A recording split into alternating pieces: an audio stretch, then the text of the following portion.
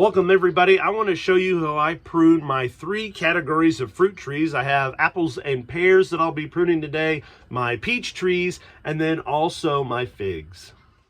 I want to think Christmas tree when I'm pruning apples and pear trees, and so with that in mind, I'm going to make sure that I have a main lead or a trunk that's going to go all the way up until that tree reaches its maximum height.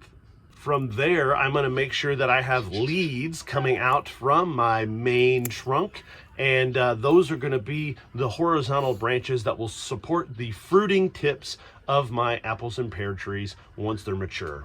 Let's talk about pruning cuts. So any of these cuts that I'll be making are going to be at a 45-degree angle, and they're also going to be as close to the bud but not encroaching on the bud of any of my varieties.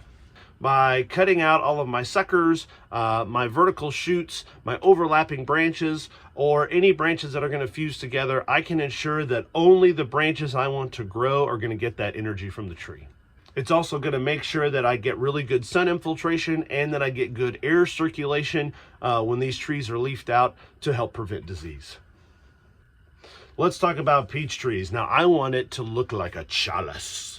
So I have the main trunk coming up, but then I have several leads, 3 or 4 leads is what I'm going for, that are branching off that main trunk to produce that cup shape.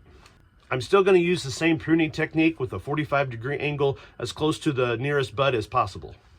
So just like with the apples and pears, any crossed branches, any branches that are going to fuse together, or any sucker shoots that are coming up from the rootstock or vertical from the main leads, I'm going to snip those off. Finally, let's talk about our fig trees. These are my favorite ones to prune because I just cut them off. Even though you cut off your branches, don't worry. There's a lot of energy stored in the massive root wad down under the ground, and that's going to allow those fig trees to make these giant bushes for the next growing season. If you have any tips or tricks to add to this video that'll make all of our pruning experiences easier and carefree, go ahead and add those in the comments below. Thanks for watching the pruning video at the Grateful Ambition Homestead.